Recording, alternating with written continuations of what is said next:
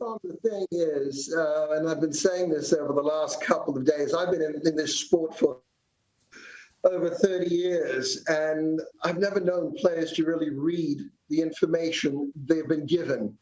And it's been made clear by some of the players that they were all informed of what the requirements were going to be, what the guidelines would be, what could be the risks, and everything like that. And that Tennis Australia were also holding a number of calls over the last few months with players to inform them of all the ins and outs and the protocols, etc. So some of them chose not to get on those calls. A lot of them chose not to read the information that was sent to them. And I think that's their own fault. Hard to argue with that. And yes, perhaps they had some laxer settings around other nations. I mean, other nations, frankly, as well, where COVID was, there were so many cases, nobody really cared that some tennis players were arriving. Basically, what, do they usually have their entourage reading this detail? Do they just not bother? They assume they can come into a town and demand whatever they want? It's a bit of both as far as managers or agents and players themselves reading the information, because it would have been provided by the ATP for the men's part of the tour and the WTA from the women's side of things. So there's just been a bit of a breakdown, I guess, from some of the players in following up and really checking in. And they should have. They should have also known better. This is not unique. This is not the first time they've been through these sorts of things. US Open, French Open, all that sort of stuff, those sort of events. So, what they're going through is nothing unique. And I think the players are now starting to realize and appreciate what has been done to stage these tournaments. It's not only the Australian Open, which is obviously one of the crown jewels, but it's also the 6 other tournaments that are being staged by Tennis Australia. And the effort that's gone in from Tennis Australia, the state government and the federal government to get these events up and running. And now the players are starting to actually apologize on social media and starting to understand and appreciate the situation that they're in, and they should be making the most of it.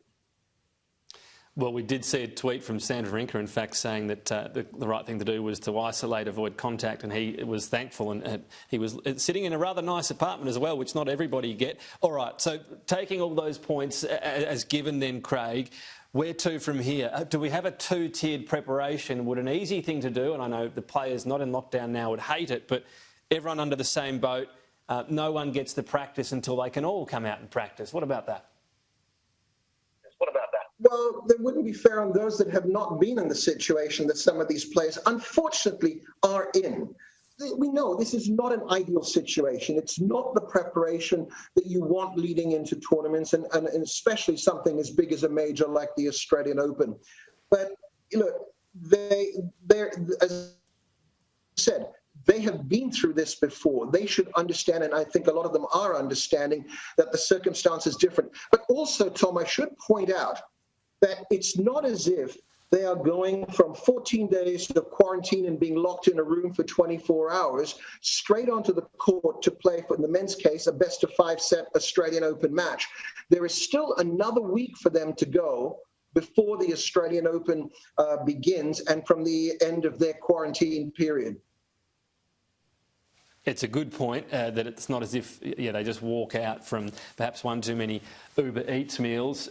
What about the Australian Open future? Because we know countries have Australia in their sights as the host of this. The Victorian Premier said this is not chiselled in as a major forever. Other Asian countries, and China in particular, would love to rip it off our hands. Could there be a player revolt? Perhaps they go, well, we had the bushfire smoke last year, now these lockdowns. Do you think that is any danger of happening, and what would authorities around the world think of that? That, highly, highly unlikely. I think we'd probably see dinosaurs back on Earth before that sort of a thing happens.